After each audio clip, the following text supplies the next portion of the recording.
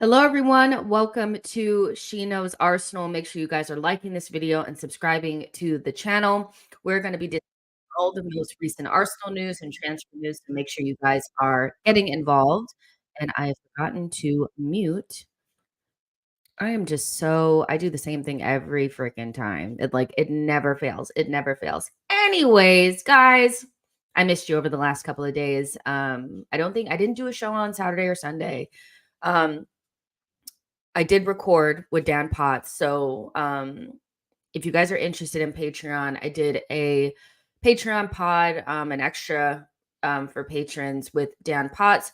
We spoke about the Havertz comparison to Dimitar Berbatov and Van Persie. We talked about that, what kind of player Kai Havertz is going to be, all that kind of stuff. We also discussed Charlie Patino, Emile Smith Rowe to Newcastle, Ivan Toney, the title race, as well as the Chelsea game upcoming. So if you guys are interested in that kind of content, you guys can sign up for Patreon. The link is pinned in the chat as well as in the description. If you guys do not want to do Patreon, no problem. There's going to be tons of live content on this channel for you guys, including a live watch along as well as player ratings immediately following the Chelsea game. So you guys can get excited about that. Obviously, try to do live streams on this channel, almost every day if we can. So hopefully you guys are enjoying the content. And like I said, get into the chat and let me know how you guys are thinking and feeling. How was your weekend? International break is the absolute worst. So boring not having any Arsenal, but something that definitely kept me going was Arsenal women. I don't know if you guys have been paying attention, but Arsenal women have had a very difficult start to the season and going out of Champions League, not even like the group stages. They went out to the qualification for the group stages. It's that bad. And it took two 90-minute plus goals to beat Aston Villa over the weekend at the Emirates. And it was typical Arsenal, stress you out, then go ahead and win the game. And you're like, whew.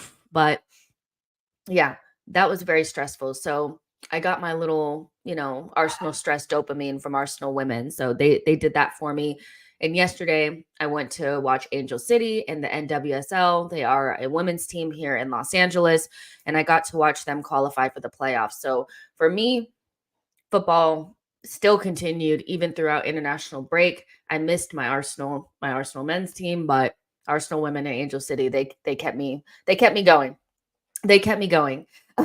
Definitely. Hugo says my Thorns lost the shield. Yeah, we played you guys yesterday, and it was interesting because if they had beaten Angel City, they would have won the shield, but they didn't. So completely played you guys off the park, but we needed to because we needed to get to the playoffs. So there you go.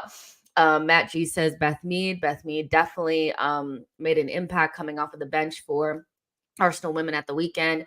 If you guys have not been paying attention, Beth Mead, long recovery off of the back of an ACL injury that kept her out of the Women's World Cup, which was really, really devastating. I mean, one of England's best players. I think I could say that with confidence that she is one of England's best players, Ballon d'Or nominee, all that. And she came back to the Arsenal, got an assist for Russo, which was the winning goal for Arsenal. So we're all so happy to see her back. And yeah, it's good times. It's good times at Arsenal women right now. Obviously, there's still some things to work out. There's still some questions around the balance of the team and all of that. But, you celebrate the win while you can. You celebrate the win while you can. So yeah, channel news is rolling on the bottom. So if you guys are like, what's going on? That is what's going on with the channel. And so on today's show, what we're going to be talking about is the Brazilian duo that Arsenal are interested in. Always linked to every Brazilian. Will we bring one in? Let's talk about it. We're also going to talk about Ben White's new deal that looks all but done at this stage, which is amazing. He definitely deserves it. And Elneny FC. Elneny is starting the process of what he's going to do after football. And Elneny FC is interesting because starting a football club is no easy feat. So we're going to talk about that as well. Let's see what you guys are saying. Ahmed MCFC says, big up, Jess. Hope you're doing well. I am doing well. I mean, anytime that I get to watch football, men's or women's, enjoy it in person, I am just the happiest camper. Going to see Angel City yesterday was amazing. Arsenal women won. We're gearing up to the weekend to the Chelsea game, which is going to be a massive game. I think for London, for rivalry, for the title race in regards to Arsenal. So I'm excited. I'm happy. Errol says all these players Arsenal want to get, just get Ivan and get rid of Cedric. Yeah, no, I hear you. I hear you. Cedric is not going anywhere though. I mean, the guy is impossible to move on. Boy says Elneny is doing what now? He started his own football club. He started his own football club. We'll start with that while everybody is coming in, because I'm sure more people will start trickling in when we start talking about the Brazilian duo that Arsenal are interested in. So we're going to start with Elneny. Elneny is an interesting one because, you know, he's not a bad player, but he's also not like outstanding. He's nothing special, really, if we're honest. You know, I think I can say that and people won't come for me, right? And Elneny is somebody that, you know, came in like 2015 in the January window, the window after we decided not to bring in any striker that would have helped us win the league. I think we just brought in Petr Cech, and in January we brought in Elneny. Elneny has been on loan since being at Arsenal. Like, he's just kind of somebody that's hung around, quite similarly to Rob Holding. I think he's our longest standing member of Arsenal at this stage. And he is preparing for life after football. We saw that he's already doing his coaching badges, you know, during the time where he'd gotten that long-term injury to his knee. He went out there and started doing his coaching badges, and now he's kind of back in the fold. You know, he's back at training, he's back in the team, but he's also started his own football club, which is interesting. Mohamed Elneny launches new football academy where players will be coached by Arsenal star. The Egypt star wants to help the next generation of young talents follow his footsteps. Um, he's launched his own football club. Elneny FC will provide a structured path for young talents aged 5 through 16 and 16 through 25 to transition from non-league football to the professional ranks. The Academy's vision is straightforward: to bridge the gap between grassroots and professional football, with the Academy nurturing talents as early as 5 years old and continuing their development as they reach 16. Egyptian international Elneny, who holds a UEFA B license, actively participates in some sort of coaching sessions, bringing his wealth of experience as a Premier League player to benefit young talents. So, you know, I have no, you know, beef with Elneny, even though I don't think that he's good enough for Arsenal. I like when you see players preparing for life after football and they want to give back to, you know, the community or give back to younger players and help them through, you know, what they already know to be a very difficult career path. You know, Elneny will know better than anybody. It's a very difficult career path. And if you want to make it, you have to have somebody backing you. And so, even though obviously it's like Elneny, the player, is a different conversation than Elneny, the person, I do think Elneny is a very good person. Like, I think you get that feeling that he always wants to give back. They call him like the glue. Everybody loves him, you know? And so I love seeing something like this because players have to prepare, because life after football is very difficult. You heard about, you know, David Beckham was talking about that during his documentary, that, you know, he just didn't want to stand still because he didn't know if he was going to like go crazy. And so it's nice to see Elneny doing something that's going to help young players in their career, but also going to help him as well. And it's something that I mean, creating an academy, I think that's difficult. Like, I don't think it's easy to do. Like, you could do the easy route. I'm not saying it's super easy, but become a pundit, you know, make appearances, like, you know, do stuff like that. But like taking on coaching, starting academies, that shit is hard. You know, it looks difficult. Starting a business, you know. So I'm happy for Elneny. I really am. And so hopefully this all works out for him. And I'm sure it will. I'm sure he'll get a lot of backing from Arsenal, from his teammates and stuff like that. And yeah, so good on him. You know, it's interesting to see somebody actually doing something like this. Hugo says Cedric to Elneny FC. I think he's too old. I think they said up until 25. Cedric is 40. Mafia Boss says, welcome, Jess. Welcome to you as well. Matt G says, I need a Netflix documentary on Elneny's life story. I wouldn't mind that. Boy says we're still playing catch up for that summer. We bought no outfield players. That was insane. That was insane. I will never understand why Arsenal did something like that. Like, how could you be so close? It's like every time we got so close to winning the league, we didn't buy the right players the next summer. Is that what we did this time? Has it happened again? I don't know. Y'all let me know. Gunpie says the Pyramid Pirlo doing goat things. I agree. Hugo says Elneny FC versus Salah FC. Does Mo Salah have his own academy and his own club as well? I would love to see a battle between those two. C. Wilder says Mo bangers only Elneny. Yeah, like he only scores bangers. Like we know that. Ivy says great idea from Elneny. The only thing I'll say is that he shouldn't sell his academy boys to Chelsea. Please break the bond. Break the bond. No more selling to Chelsea and no more buying from Chelsea. Break the bond, please. Chris Fraser says, for real, big up to Elneny. I agree. Big up to Elneny. It's a big feat. It's not easy. And again, you could just go be a pundit. Like you could just go be a pundit. Like this is giving back. This is doing something big, you know? Arsenal Adventure says, big up, Jacinho. Big up to you as well. Chris Fraser says that realization on your face chest. Yep, we did it again. Hugo says that CL goal at Camp Nou. Yeah, like Elneny scores big goals and they're goals that you just don't expect from him. Do you guys remember, like, I think one of my biggest Elneny memories is during I want to say it had to be during the COVID season.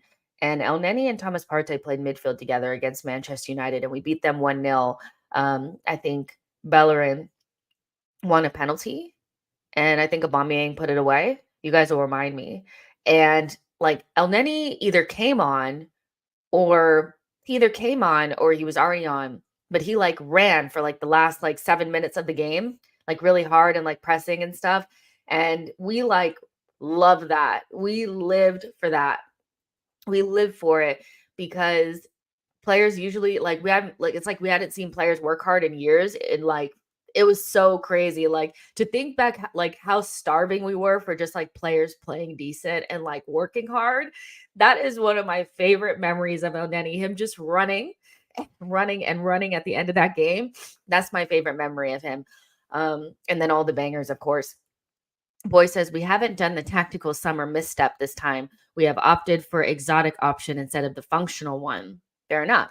Hugo says Elneny was unreal during COVID. Also, the Elneny Xhaka game where we beat Chelsea. I know you guys remember that. It was like we went into the game. We didn't have so many players. We had like went through like something. Obviously no Thomas Partey. And then we played Xhaka and Elneny. And Nketiah was up front. And we beat them 4-2. Elneny played some big games for Arsenal and got it done, okay? Chris Fraser says Elneny looked like Gilberto Silva in that match. No joke. Unfortunately, only in that match. It's never consistent with Elneny. I just will never really understand. I want to know what Arsene saw in him because, like, yes, he has a good engine. He runs around, all that kind of stuff. But like he was never really good enough, so at least not to me.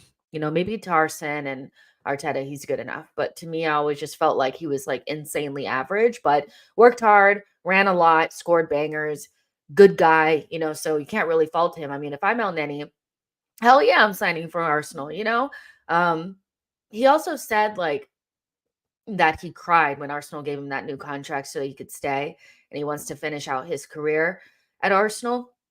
Now, that was a nice like gesture from Arsenal. I still think people like underplay it a little bit. Like he was has a long-term injury and a long recovery ahead of him. And had Arsenal not given him a new deal or extended his contract, he would have been in a situation where during his recovery, he would have no job. And so Arsenal decided to extend him so that he could make money while he was recovering. And so you don't have to do that, but it's in good faith, that you don't want to leave your players out in the cold. You don't. And I think we did the same thing with Santi Carzola as well. So I think that was a nice gesture, and I think Elneny realizes that he's in a very good situation where he's playing for a massive club and he respects that, and so he wants to finish out his career at Arsenal. Now, when are you thinking about finishing your career, Elneny? Because it needs to be at the end of this season, okay? Like, okay, you need to do it now. No staying beyond now. Um, but I think he realizes the situation that he's in, and like how massive Arsenal are. And so that was a nice move for them. I don't think it's a playing thing where, we just absolutely had to keep Elneny because he's just this fantastic player. I just think we didn't want to leave him out in the cold. That's a really bad look. So I'm happy that Arsenal did that. Hugo says Elneny play under Wenger and learning from Mikel. He will be a good coach. He probably will. Tawanda says Arsenal are absolute class. Yeah, I mean, we're called Clasinal. Let's see. Ahmed MCFC is asking thoughts on the United situation. The Qatari are withdrawn from the process. Just quickly on this before we need to get into Ben White's new deal as well as Douglas Luiz and Andre.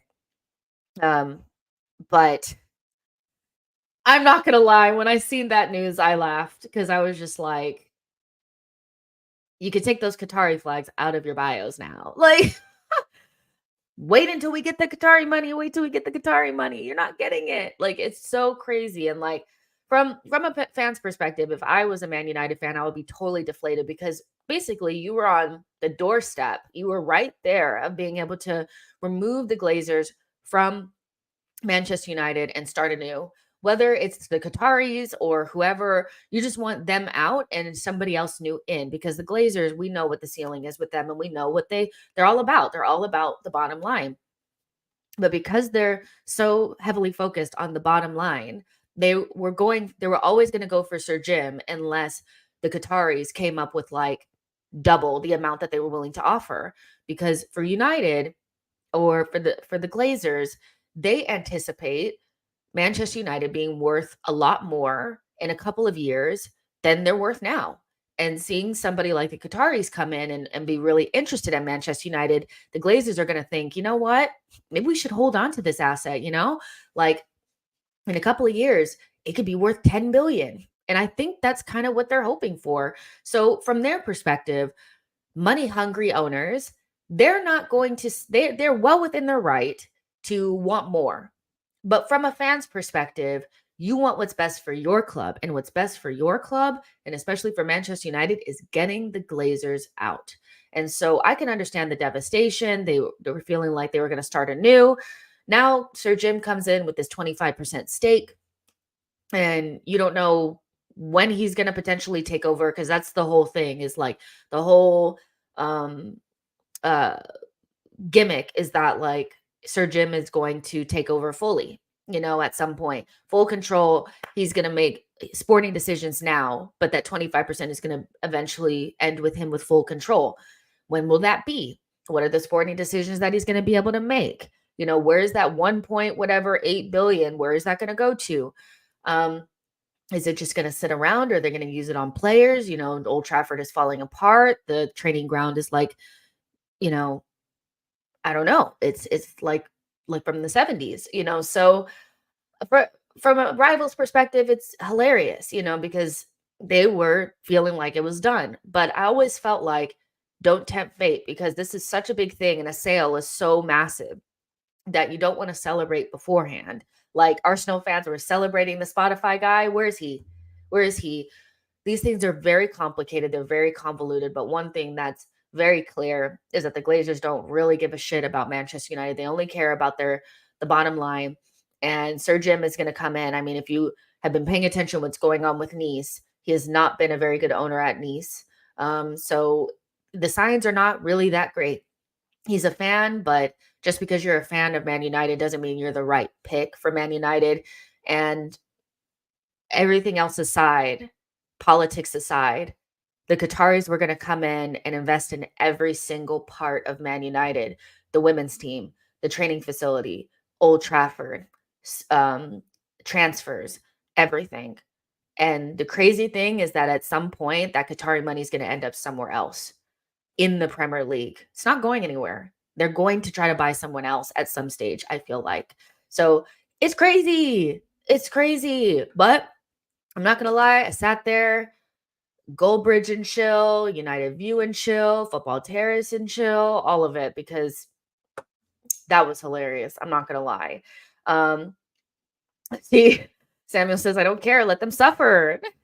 Boy says, I'm getting flamed up on the internet for saying that the club would not change hands for less than 10 billion with what the future of the football looks like. Exactly. I mean, you're not going to sell. You have the crown jewel of football in your portfolio.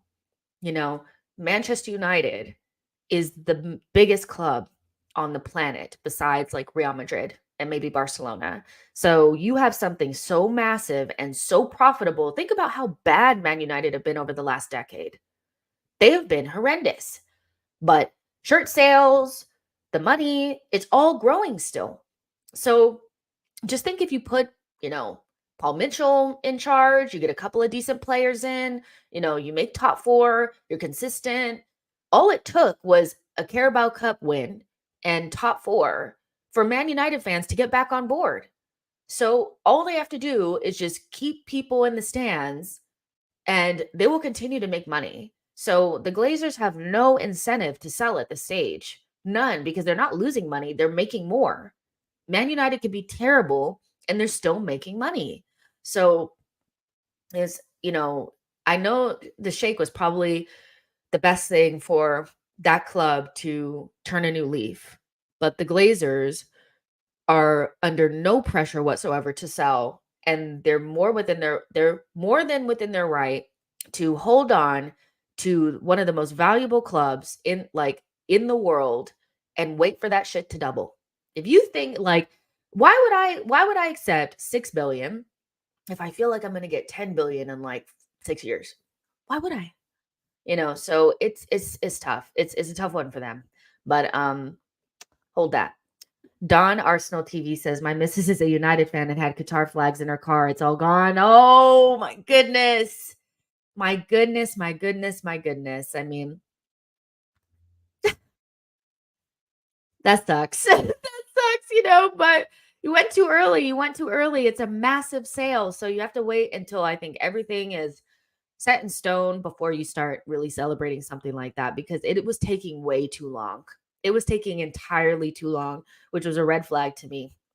Tawanda says United fans are delusional. Instead of buying shirts, tickets, and subscriptions, they should be boycotting. So difficult to get so many fans on the same page because they're all fractured. Some people really don't like the Glazers and the others are just their season ticket holders and they don't feel like giving up their season ticket because they've waited their entire lives to have it. Like, it's a very difficult to get everybody on the same page because for most people, what's important is supporting their club and going to the games and just enjoying it for what it is. And then there's other fans that actually really care about winning. So how do you get the guys that are going to matches day in and day out? It's a family thing for them. They've been going forever. How do you get that person to give up their season ticket? It's a short life to live. Some people just want to enjoy it, whether it's raining or it's sunshine. It's very difficult to get massive fan bases together and on the same page. It really is. But what are you going to do? Boy says Manchester United legit have license to print money. Boggles the mind that they have been so shit regardless. Mafia Boss says United's problem is not solely on the owners or the board, but the manager and the team. They bought the wrong players and want to blame that on the owners. Ahmed MCFC says the Glazers are playing Tom and Jerry games. It has been 11 months since we heard the Qataris are coming. They never wanted to sell, not fully, unless they were going to get something, an astronomical number that was going to make them feel comfortable with potentially Man United doubling over the next couple of years. And so all they care about is money. Like, they've pretty much shown that. So it is what it is. But it's good for us because we really don't need another club state-backed. We really don't. Like, looking at Newcastle and the speed at which they have been able to turn things around, and Manchester City really solidifying themselves as like a true force over the last 7-8 years, we really don't need another one, especially not Manchester United. I mean, let's keep it real. Let's keep it 100. The last club that we need getting Qatar back, getting Qatari backed is Manchester freaking United. So yeah, it's a win for us, but at the same stage, like, it really sucks for them. Fair enough. But yeah, so getting into Arsenal, back to what we were supposed to be talking about. Um, Arsenal have been linked with a Brazilian duo. And you guys know how I feel about being linked to Brazilians. It sounds good, but we never get them. Maybe this time will be different. Who knows? But we'll start off with André. So Arsenal, Edu travels to Fluminense amid Liverpool transfer hijack for Brazilian wonder kids. So Liverpool have been linked with André Trindade for a while now. I think he's somebody that's popped up on their list off of the back of missing out on Caicedo and Lavia. I think Endo is just a stopgap for them. Somebody that didn't cost them too much, but fills the role and is just going to kind of play a squad role. But eventually, Liverpool will really want to solidify that sixth role. And Arsenal are plotting a deal to hijack Liverpool's move for highly rated Fluminense midfielder André. And the Gunners have stepped up their preparation for the January transfer window in recent weeks after a storming start to 2023-2024. Mikel Arteta's men are second, blah, blah, blah. Edu Gaspard's work in the market last summer only benefited the football club with Declan Rice and blah, blah, blah. Center forward has been tipped to be the next position to improve at London Colney. Ivan Toney is being linked. But Arsenal are interested in signing 22-year-old André, but face competition for Liverpool. And, this is somebody that's being looked at as I think Jorginho replacement. We've been speaking about this position quite a bit on the channel. Is André is a central defensive midfielder, DM, whatever. But Arsenal, I think, need to figure out what direction they want to go in with their next midfield signing, because there's Elneny that will be off on his way out soon. Jorginho will also be on his way out soon, and I anticipate Thomas Partey to leave within the next 1 to 2 seasons as well. So we need to figure out what we're doing. Is Declan Rice going to be somewhat of a versatile player for Arsenal that's going to play in the 8 role as well as the 6 role? Or is he going to solidify himself in that role as the true number 6, and then Arsenal are going to bring in a number 8? That's the question for me. I don't think we can go with, for the next couple of seasons, what we have. Naturally, we're going to have to look at this position. And so Arsenal looking at André, for me, is not very surprising. He's Brazilian. He's young. He's good. Arsenal are also looking at Douglas Luiz, a player that we've been linked with a lot. We've been linked with him for years, and we also tried to buy him at the end of the last window, the last summer window, not this past one, but the one before that, once Elneny got injured. So, Douglas Luiz is somebody that we know of very well. He's 25 years old now, used to be in Manchester City's, I think, academy. Mikel Arteta will know him well. I think he's a Kia client as well. And he's one of those that can play number 6, but also can play in the number 8 role. But he's not a number 10. And that's the key, is that Arsenal have way too many number 10s, way too many number 6s, but no 8th. And we lack physical. I think it's tough to say that we lack physical presence, because I do think Declan Rice gives us a lot. And Kai Havertz is good off the ball. But you just kind of need somebody that can operate in midfield, win the ball back, and get you up the pitch. And we don't really we have Declan Rice that can do that. But if Declan is playing in the number 6, you need somebody else. And so being linked with somebody like André is interesting. Obviously going up against Liverpool will be quite difficult, because there's an obvious spot for him, I think, there, where I think it's a less obvious spot for him at Arsenal. So very talented player, playing in Brazil. I have no issue getting players straight from South America and putting them in our team, as long as they look the part. This is somebody who I think today will be starting, on Tuesday, I think, will be starting for Brazil against Uruguay. And so maybe we all should tune into that game if you have the opportunity to do so. Also, Jesus and Gabriel will be starting that game. But Andre, I believe, will be starting that game because Casemiro is injured. So you'll be able to see this player. He doesn't look like somebody that needs to go to another European side in order to play in the Premier League. Like, he looks up to the standard, and he's tenacious, he's aggressive, he's going to wing you the ball back, and he has enough technical ability to match. Good player, 22, young, so that would be an interesting play for Arsenal, understanding that our DM situation is going to be quite different at the end of the season, with Jorginho probably going and Elneny also probably going. So that position needs to be filled, and we need another player, maybe somebody that's versatile that could play 6 and 8, whatever. Douglas Luiz, less exciting. I think he's one of Aston Villa's better players, one of their better midfielders. But he just doesn't really, he's been around long enough where we're like, is he actually going to take us up a level, or is he just going to fill a role? I don't really want to bring in more players that just fill roles. I think maybe that's what Arsenal's plan is to just bring in somebody that's going to be kind of okay with not starting. But I feel like that's a recipe for disaster. I think that's how you end up with Elneny, to be quite honest.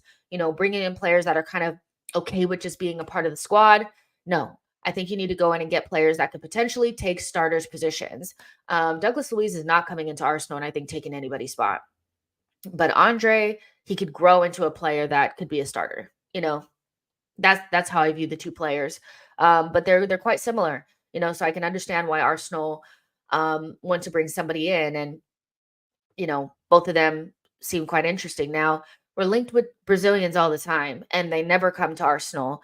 And so I've been dying for Edu to just kind of use the Brazilian magic, and get some really talented young Brazilian stars to come to Arsenal before they become something else. We brought in Gabriel, but that was a long time ago. As I've always said, I think Martinelli is more Francis Cajigal than Edu's doing. I think it was pretty much like 90% done, and Edu just facilitated the transfer over. And then Gabriel Jesus, he's a Premier League signing, but where's the Brazilian wonder kid that we're supposed to be getting? And it ain't Marquinhos, okay? So I want to see somebody come in, whether it's Andre or Gabriel Mascardo, somebody, because I feel like that's the benefit of having Edu at the club. He knows Arsenal, but he also has Brazilian roots, and he has Brazilian contacts, and he can bring in players from South America, which for me is a hotbed of talent that I think Arsenal need to start looking at. Just buying Premier League proven players for me is just a little obvious and a little bit like, okay, all right, but can we go out there and recruit players that nobody's really thinking about before they become the finished article? Can we do that? Can we do that, Edu? Can we do it? Let's find out. Let's see what you guys are saying. Let's see what you guys are doing. All right. Barry says Mascardo is getting a lot of hype but seems Barcelona are really all over it, sadly.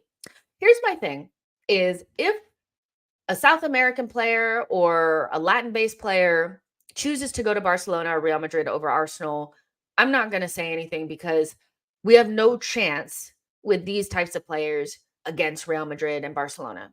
But if he ends up at Chelsea, why are we not there? So I can understand that. And of course, he's getting a lot of hype because he's going to be like the next big thing. And not because I don't think he's being hyped. I actually think he's going to be something special. And it'll be sad if he ends up being something special at Barcelona, but it'll be even worse if he ends up being something special at Chelsea. Okay. So I'm okay with us not getting them if they end up going to Barcelona, Real Madrid. We have no chance. Not even with Edu. We have no chance. But against other Premier League sides, we got to we got to be in there. We got to be in there. We got to be in there. Samuel says, it looks like Partey is gone. Move on, is going to move on, whether it's in January or the summer. I hope he stays until next season for the sake of winning something. It'd be nice to be able to keep Thomas Partey at least to the end of the summer, or at end of the season, because, injuries aside, he's a very, very good player to have in the team, you know? Um, so allowing him to go in January, I think would be strange, but I could also understand, him maybe wanting to move on because I don't think it's quite clear what his role is.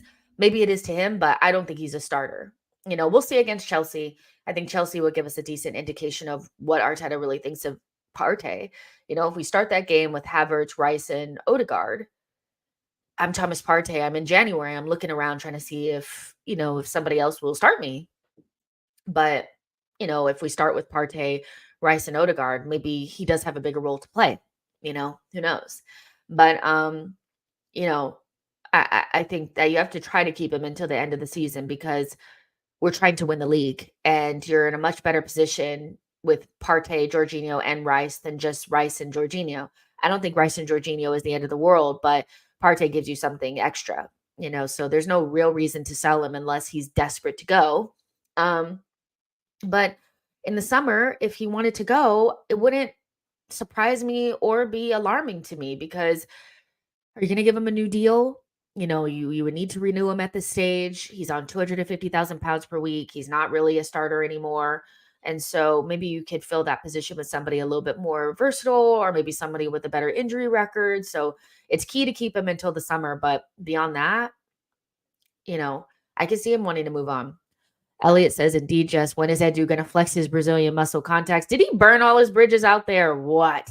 Because we haven't gotten anybody yet. Nico says Luis is better than Jorginho. Is he though? He's different, but is he better? I don't know. Demetrio says, I think next season will be Patino, Rice, Fabio, Martin, Andre, and Fofana from Monaco. Y'all know that's the guy that I want. If we have to go for a more box-to-box profile in the 8 position that can play in a double pivot next to Rice, I'm going for Fofana from Monaco. I'm so happy that he did not leave and go to Forest because that is so beneath him. He is a very, very good player. He absolutely bossed it at the Emirates in preseason. I know it's just preseason, but he was playing up against Partey and Rice, and he looked very comfortable. Very comfortable. He's a French international, and it'd be nice to get him before he goes to West Ham or something like that, and that ends up having to cost 100 million. I like Fofana. He would be my choice as an 8 to come in. That's completely different than any of the players that we have right now. But, Arsenal were really more linked with him before we got Declan Rice. But I wonder if he's looked at as an alternative or a complement to Declan Rice. Because we have a very versatile team. And so it's difficult to see what positions players would be coming in to fill.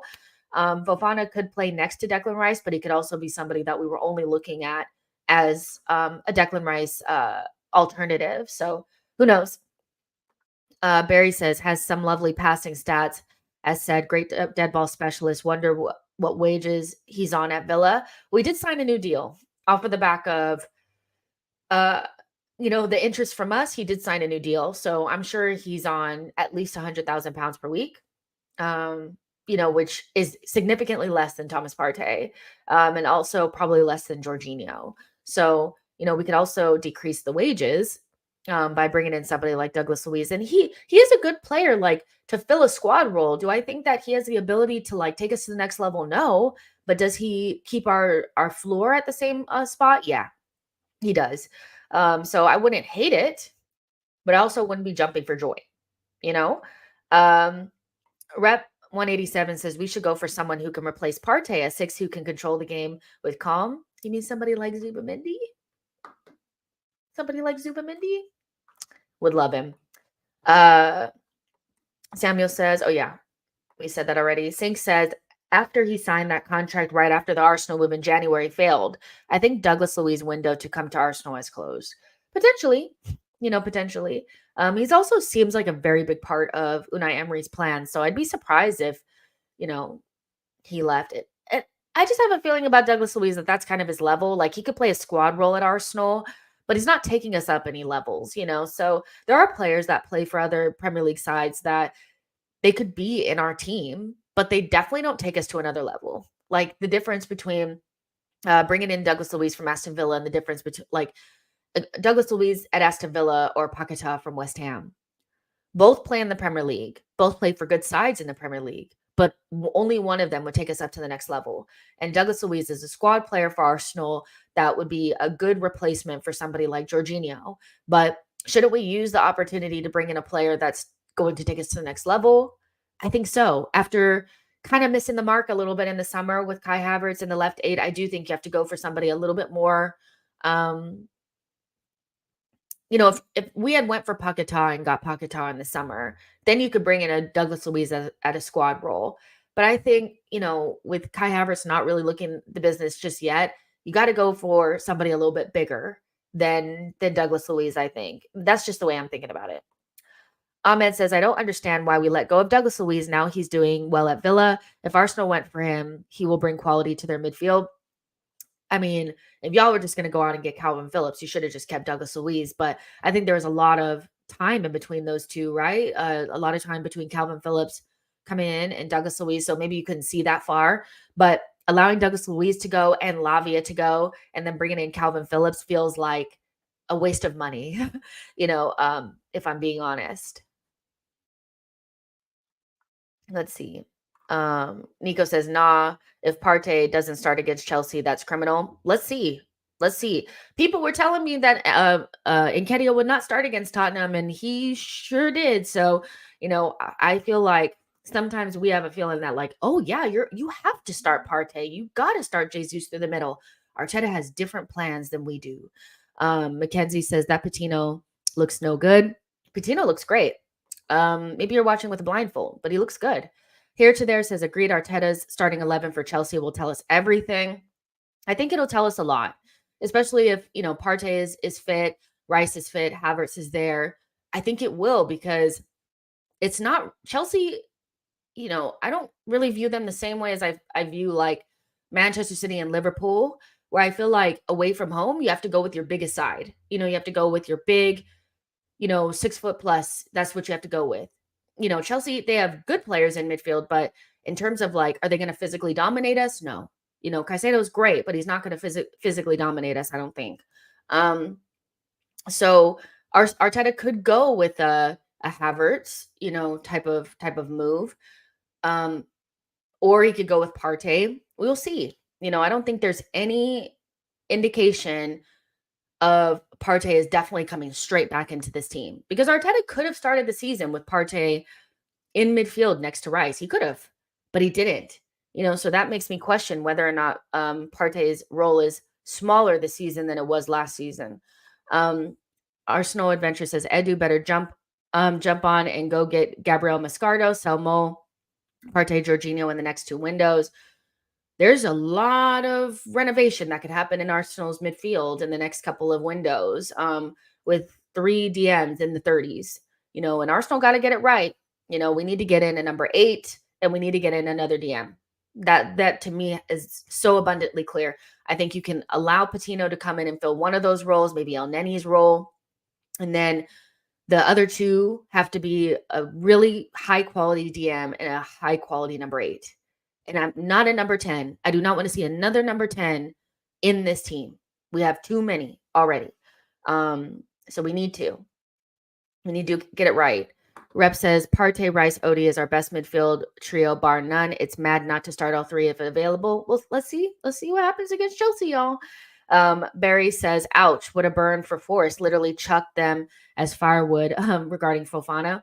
Yeah, they had agreed a deal and everything, and he didn't go. Also, Fofana, his contract runs out this summer, so we may be able to get him on a free. I think that level of player on a free transfer would be outstanding business for Arsenal. So get it done. Get it done. Adam says, let's get Paulinho to replace Jorginho. Paulinho, as good as he is, I think we need somebody with a little ball playing ability. Like, I'm not saying Paulinho is a bum, because he's not.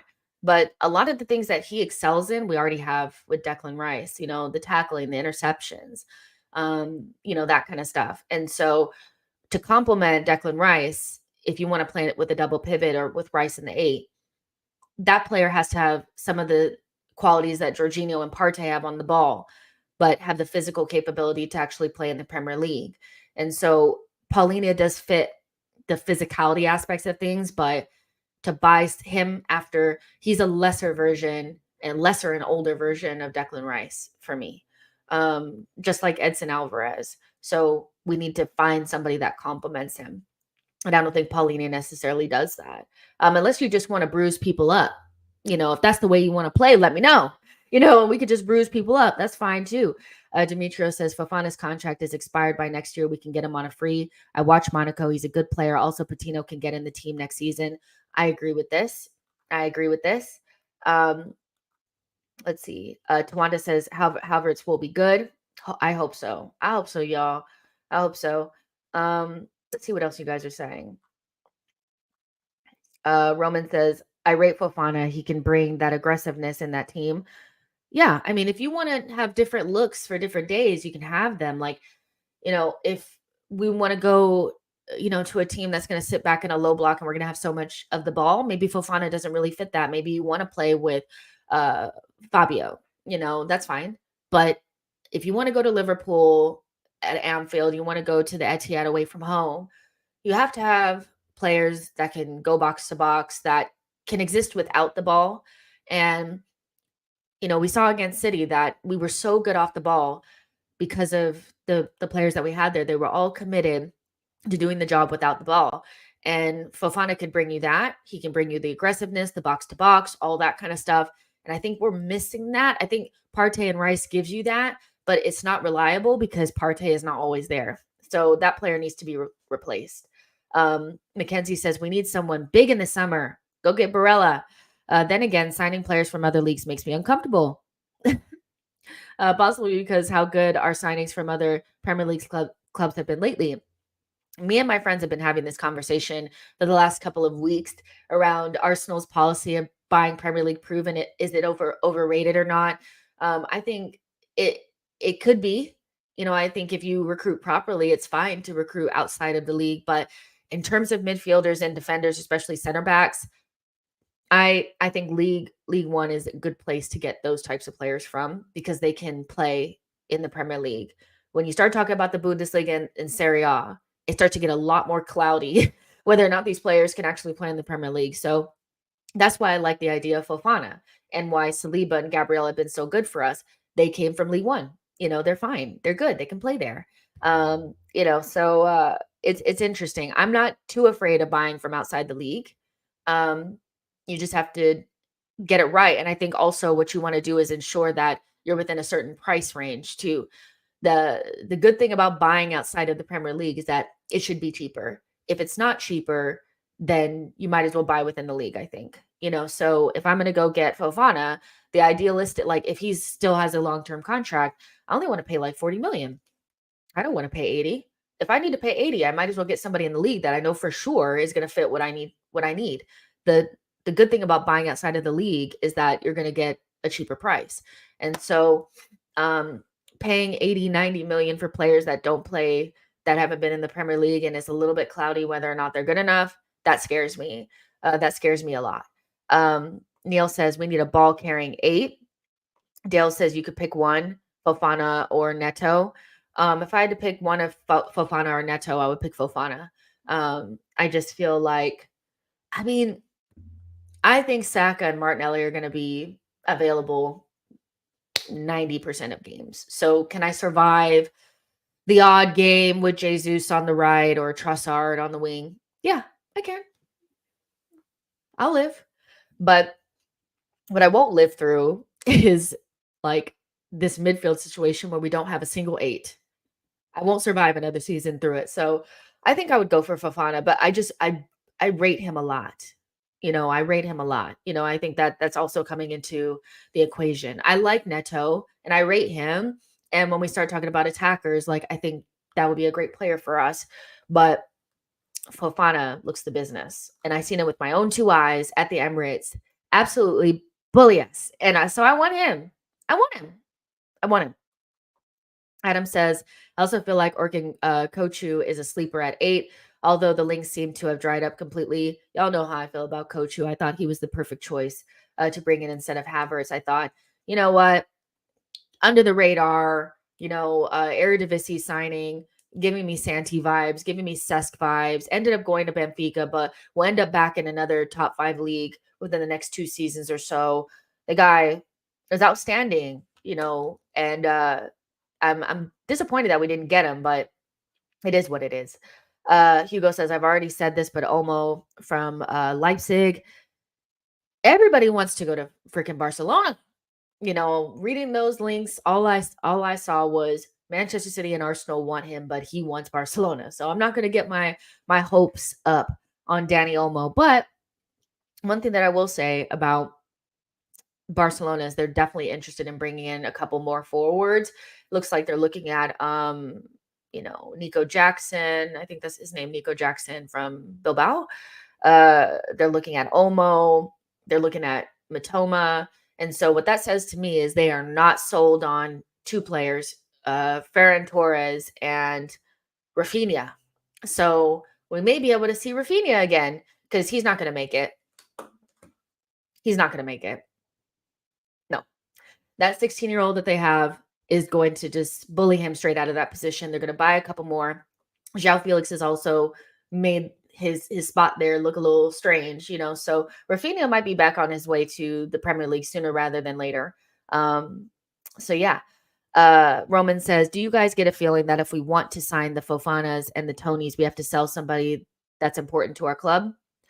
Well, I mean, we're going to have to move on. Let's talk about the midfield situation. Fofana is a summer signing.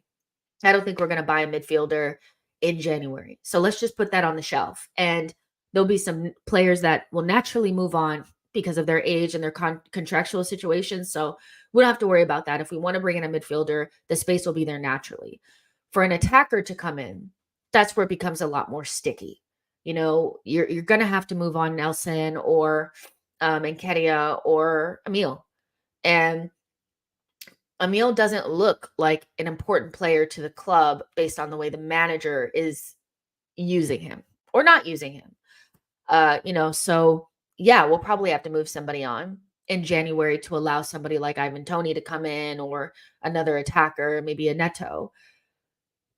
But, if players are not getting playing time and the manager clearly does not rate them, because for me, the only way, a manager rates you if he plays you. That's, I feel like, the simplest way to put it. And Emile Smith Rowe is so far down the pecking order for a player of his level of talent.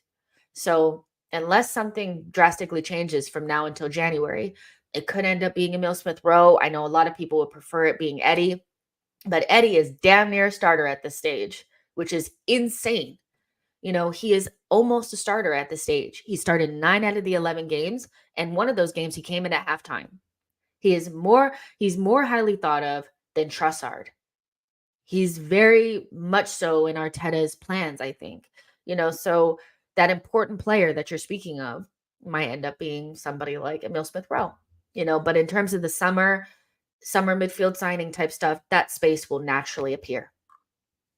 That space will naturally appear. Don One says, yeah, Rafinha is done out here. He's finished. At least at Barcelona. I think the writing is on the wall. Arsenal Adventure says, Jess Jan must be more about adding a left center mid or bringing in Diamande to the carpet. I think again, I think our left center mid situation can be solved internally until the end of the season. I just don't see a reason why we need to bring in a left center mid when we can play Declan Rice with either Jorginho or Thomas Partey. Problem solved. We're good to go. No problems. I don't really see that as being the pressing thing. I think when you look at it in terms of January, what I think will end up being, the reason why we get somebody in is to make sure that we have a plan B and we have a different way of scoring goals, because we don't necessarily have a goal scoring issue. But when we get into games where, things are tough and we're stressed out, remember the run-in, we scored lots of goals, but there were still situations where, against Liverpool at the end of the game, we had no threat. So we went to Anfield, we scored those first 2 goals, and then whatever happened, and they got the goal back at halftime. And then the entire second half of the game, we were locked in our half. That was because we had no outlet. Gabriel Jesus was clamped. We had no outlet, and we really just kind of like battened down the hatches and we're like locked into our box. If you have a Toney, you don't have that problem. You can kick it long to him. He can hold up the ball and get us out. And same thing happened against Manchester City. No outlet. So I think having a different type of striker is less about having a goal scoring issue, but having a way to get ourselves out of sticky situations when the stress is on, when teams are pressing us, when teams are on top of us. So I think our going out in January will be more about that than solving the left center mid situation that could be solved very easily by just playing two of our better midfielders together in a double pivot. So yeah. Rendition says Eddie Murphy blackmailing Arteta for sure. Abby says, speaking of Eddie, saw Beverly Hills Cop over the weekend. It's a great movie. Here to There says the Eddie situation is untenable. ESR or Ramsdale will leave in January to finance any purchase. Even if Toney arrives, Arteta's love affair with Eddie clouds that if Eddie remains. Eddie, I think it's would be hard for me to see Toney coming in without Eddie going, but who knows? Dale says we must sell ESR if anything. I want to see him play. It's an injustice for him and his fans, preferably mid-table, where he gets regular starts and doesn't come back to Antes. ESR is the one for me. Rep 187 says, in my ideal world, ESR would have filled the role currently Trossard is filling, but hey, it is what it is. Yeah. It looks like ESR is the one that's well down the pecking order. So yeah. Blaze says, how is Rafinha already done at Barcelona? It's his second season because they're continuously buying players to play in those positions, and his role at the team is becoming less and less important. That's why they have a 16-year-old that's already taking minutes off of him. They brought in João Felix, and like I already said, they're looking at Matoma. They're looking at other wingers to bring in. And if Rafinha is that good, you're not going to bring in more players. Like Barcelona don't even have money, so if they're looking to bring in players that playing that guy's position, for me, I think the writing is on the wall that they're unsure about whether you're the guy or not. And, I think that's how I feel about ESR. I think if he was the guy, there would be no Kai Havertz. He would have been trusted to play that position, but we brought in somebody for 70 million, 65 million that's playing in that position. We already have Vieira, so ESR for me is somebody that, despite coming back off of the injury and people telling me that he's being like bled in slowly, Arteta is making moves that actively like go against that theory. You don't continuously buy players to play in positions that you're holding space for others for. So that's why Rafinha for me, and also reading and like watching videos on like how Barcelona fans feel about Rafinha, they're not convinced. The manager doesn't seem convinced. And, I could see him leaving in the next 1 or 2 seasons. Elliot says, Jess, who would you choose between Rafinha or Neto? Neto right now, for sure. Ahmed says, Jess, imagine if ESR ends up at City, Pep will turn him into Rico Lewis. The guy needs a minute at Arsenal, but Mikel Arteta is treating him differently. I'd be surprised if he ended up at City, but yeah, I think it's two different things. It's how Arsenal play, and does that suit Emile Smith Rowe? And does the manager trust him? I think there's not a clear position that suits ESR at this stage. We know that the way that we play with our wingers, ESR doesn't necessarily fit that. And I know that in 2021, he played that position, but that was in 2021. Arsenal in 2023 is a completely different team now. And so we're not really relying upon Emile Smith Rowe and Saka and Tierney to create chances for us anymore on the counter attack. We're coming up after like deep block after deep block after deep block. There's not a lot of space to run into. We know ESR is very much so like in space, counterattacking type of guy. And to play on the wing, you just, Martinelli and Saka have those spots sewn up. Even Trossard can't really get into that position.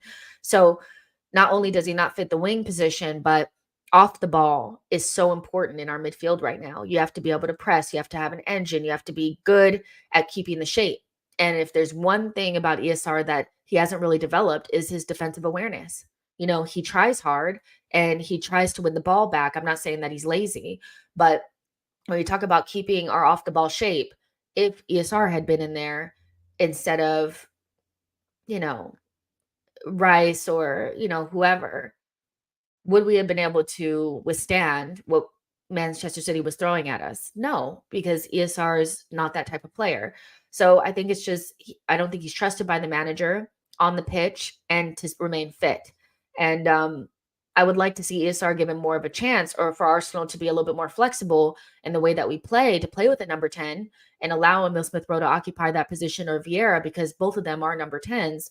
But the way that we play right now, we just don't play that way. And so I don't see a spot for Emile. And so do we let 50 million potentially just rot on the bench, or do we get that money and move on? It's a tough one. Demetrio says, I think ESR might go to Villa with the whole Yuri situation going on right now. Plus Emery is at Villa. Also, Villa put in a bid for ESR 2 or 3 years back. They'll probably want to get their reincarnation of Jack Grealish at some stage, and ESR could definitely be that. Last but not least, we need to touch on the Ben White new contract. Fabrizio Romano has said Arsenal are more than confident to get a new deal done and sealed soon for Ben White. Negotiations are ongoing since August, September, as reported earlier. White happy at Arsenal as the club want new contracts sealed after Odegaard signed last month. Yes. Yes, yes, yes. That's what I want to see. Ben White, as much as some people don't like him and they want an overlapping fullback, they want an attacking fullback. He's not attacking enough. Ben White is one of our most consistent players. Like, he's consistent fitness-wise. He's somebody that is very reliable, and he's not perfect, but I mean, most players are not and have weaknesses. And so for me, Ben White is one of our most important players. And I put him in the same category as Gabriel, where he's underrated, unsung most of the times, disrespected by our fan base quite a bit, but always ends up being somebody that's reliable and helps us win games on a consistent basis for about 90% of the season. And so Ben White, for me, just deserves this contract, and it's been a long time coming. I'm not surprised that he wants to stay at Arsenal. I think he's very happy. I think he probably feels respected and all of that. And to move from a center back position to right back and to learn it seamlessly, and to have the connection that he has with Saka, that's so useful for us. It's been the reason why we've been so successful over the last 2 seasons. And for somebody that was so heavily maligned when he first came to Arsenal off of the back of one bad game where everybody was awful, for him to turn it around the way that he has, I really rate that about Ben White. He's quiet. He just goes about his business, and he's so consistent. You need players like that. You need players that aren't necessarily like flashy and, don't necessarily like jump off of the screen, but give you 7s and 8s every single week. And he does that. He does that just like Gabriel. 2 players that have improved so much under Mikel Arteta, that play very difficult positions that require them to do 2 or 3 roles at once. And they do it without fault 90% of the time. So Ben White definitely deserves this. And, we may want somebody different in that position, or a different option, but I don't think that should undermine how great Ben White has been for us. And he's been worth the 50 million. We don't talk about the price tag.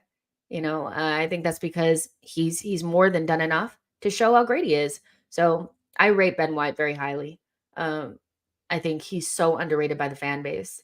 And for things that every other player has, like flaws, it's just we care more about the flaws of certain players than we do others. But he's a great player. And I'm so happy to have him in our team. Also, I will say, for people that are always like, Jessica, she always changes her opinion on players. She didn't like, Declan Rice at first, and now she's all for it.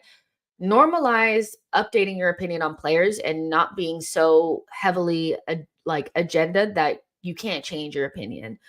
I was not totally sold on Ben White when we were first linked with him. I didn't understand it. I was like, is he even better than Rob Holding? I think that's one of my worst takes ever. And now I rate him because why? The information has changed. He's been fabulous since being at Arsenal. And I feel the same way about Declan Rice. I did not, 2 years ago, I didn't get the hype. I didn't. There were Arsenal fans that were totally on board with Declan Rice for like 2 years.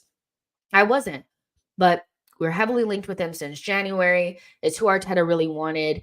Doing more research, watching him more closely, he's fantastic, and he's been fantastic for Arsenal. So normalize updating your opinion as the information changes, and not be so locked into your agenda that I maintain opinions on players that I don't actually believe anymore, because that's the kind of stuff that other people do, and I don't do that. If I'm wrong about a player, I'm wrong about a player. But also, I want players that come to Arsenal to be good. So I'm not going to sit here and have an agenda over Ben White because I didn't know how good of a player he was when he first signed. No, I'm going to want him to do well. And when he does do well, I'm going to let you guys know that. So, normalize just being normal, like, and changing your opinion when things change, or you get more information. Hamza Talks Football says Ben White is a good player. He kept Grealish quiet in the Community Shield. To this day, Pep has benched Grealish since that incident. I don't even know if that's the real Hamza or not, but uh Ben White did keep Grealish very quiet in that Community Shield, and he did very good against Manchester City the other day too. So long live Ben White. Chris Fraser says Ben's been unreal for us. No, he's not perfect, but boy, that man puts in a shift. He loves defending, and I love to see that. For a player that people feel like is not a great defender, he is. But he's still like a center back by trade. So when he gets in the box, he's excellent. The blocks, the headers out, the last ditch tackles, all that kind of stuff, very, very good. When he gets into wide areas, like most center backs, by the way, it becomes a little bit more of a challenge. So no, he doesn't always, like, I don't know, Rashford has his number, but against the best dribblers in the league out in those wide areas, sometimes he gets cooked. But we don't say anything when players of Manchester City or whatever get cooked by Martinelli. We've seen them have center backs out wide and get cooked by Martinelli. So, I find it strange that when we see things from our players that, like, other players do, we're so harsh on them when it's just like a normal thing. A center back, because he is still a center back for us, he plays in a back three, essentially, with Zinchenko pinching in. When he's in those wide areas, it's going to be a little bit more difficult for him. But once he gets into the box, the closer he gets to the box, the better he gets defensively. And so he's not a bad defender. He's just a normal center back. Hugo says he is underrated. I agree. Arsenal Adventure says we used to use Ben's ball carrying and passing. He has that in him, and the coaches need to use it. He will be a beast essentially with Saka.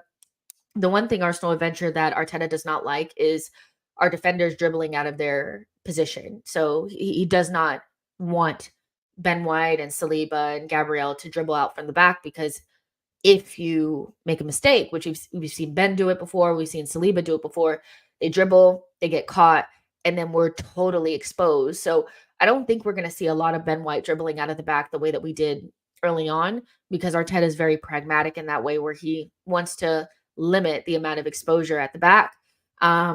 But his passing in certain games, when we really do see it, you can see that Ben White is a very technical defender.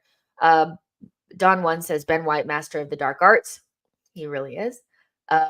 Barry says, I think most of the fan base rates Ben White big time and real favorite amongst fans.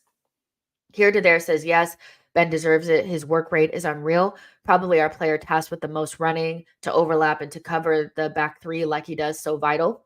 He is. Martin N says 50 million sounds like a bargain. Crispy says people forget White was one of the first proper stars Brighton started producing. Remember when he was at Leeds? I mean, people were loving him at Leeds. The narrative on Ben White changed when he signed for Arsenal for 50 million. If he had signed for Chelsea or Liverpool, which both of those teams are both linked with him, nobody would have cared. And Gary Neville sat up there and absolutely destroyed him off of the back of that one game. And instead of Arsenal fans saying, you know what, we're going to back our player, we think he's great, or going to give at least more than one game, Arsenal fans doubled down on it and said that he wasn't worth the 50 million and talked about him just as bad as Gary Neville. And when you do that, you set the narrative in stone. And so it's been very difficult to to I think for Ben White to, from a media perspective, to get rid of that. He's not a great defender. He's not great in the air. He gets bullied, all this kind of stuff. It was one game. Mafia Boss says, give me some more Benny Blanco.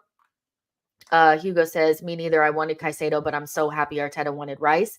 Normalize updating your opinion. It's not that big of a deal. Nostra Donna says, Ben White deservedly took Tomiyasu's position and thankfully ended Cedric Suarez playing career at the club. It's crazy because you definitely see a big difference between Tommy and Ben White when they play those positions. So Ben White is definitely clear, I think, of Tomiyasu, at least on the right. Michael said he played so well against City and he nutmegged Doku despite the latter being a fresh sub. Boy says Ben White is great going forward when linking up with Saka and Odegaard. Those two trust him a lot with the ball in tight spaces. I agree. Ocampo says, hi, Jess. Hope you're doing well. What do you think of Kubo from Real Sociedad as a backup to Saka? Very good technically. I love Kubo. My type of player. I think he's he's a creative winger 10 fusion. So he does the things that my eye likes. He's an aesthetically pleasing player to watch. Neto is a little bit more of a direct kind of, he's not a kick it past you because he is a good 1v1 dribbler, but I don't think he has the same flair as Kubo. Kubo, definitely you could tell that he's grown up playing in Spain. You know what I mean? So I think Kubo would be a great option, but I think Arsenal, if they do go for somebody, they'll go for somebody like Neto because he's Premier League proven. But I would love Kubo at Arsenal. I would take him in a second. And Rep says Kubo will not sit on the bench. Yeah, probably not. Rico says, do you think Tomiyasu has a shot of ever being a regular starter for the club? No. Do I? No. No. I think at this stage with Tommy, he's a very, very good squad player. The problem that he has, the same problem that Trossard will have, is the two players playing in the position that he probably suit the best are locked in. Trossard is not playing over Saka or Martinelli in any way, shape, or form. No matter how well he plays, those two will always start if they're fit, even half fit. Gabriel and Saliba are quite the same, where I think we're kind of learning that Tomiyasu is a center back, or we knew it, but it's becoming more apparent that he should be playing that position for Arsenal. He's not getting in above Saka or Saliba or Gabriel. He's definitely not playing right back over Ben White. And so left back. Is Tommy defensively so good that you'd be willing to give up what Zinchenko offers, even with the Zinchenko issues defensively? I don't think so.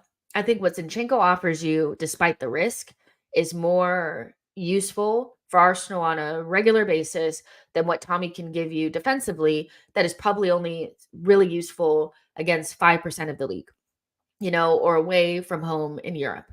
So Tommy, for me, will not be a starter because when we play against majority of the Premier League, we're going to need Zinchenko more than we're going to need him.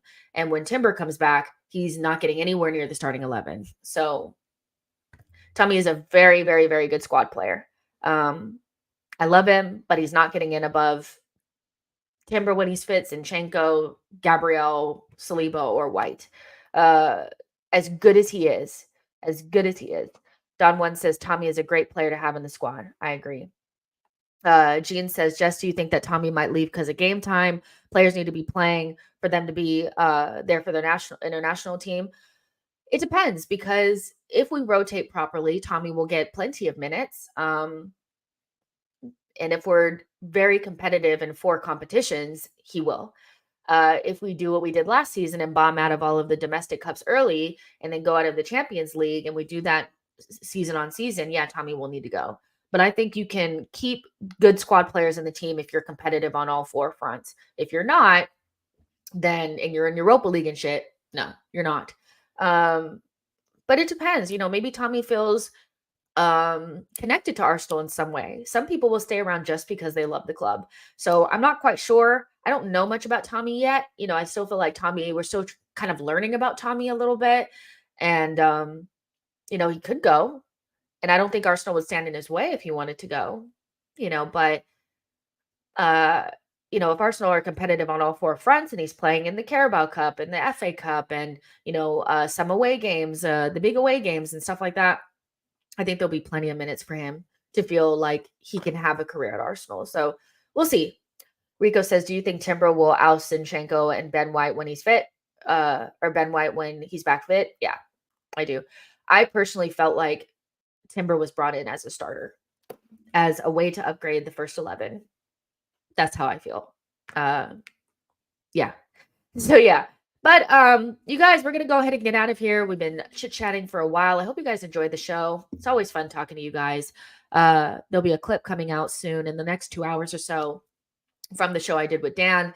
It'll be live on the channel. You guys can watch that. And if you guys like that, then maybe you guys will want to join Patreon. Again, the link is pinned. It is also in the description box. But if you don't want to join Patreon, no big deal. There'll be a plenty of content for you guys here. I'm going to go ahead and upload this on audio. If you guys don't know, She Knows Arsenal, these like daily shows are also on Spotify, Apple, and Amazon Music. And the player ratings and all that are up there as well. So if you guys want to, listen on your drive or, while you're working out or whatever, you guys can always do that because I'm uploading them on audio finally. All right. Nostradamus, I see you're asking for score predictions for Saturday. You'll have to wait a little bit later on in the week when we actually do a preview. We're not quite there yet, but yeah, make sure you tune in on, let's say Thursday will be the day that we start talking about Chelsea for real. All right, y'all. Love y'all, but I'll talk to you guys in the next one. Bye.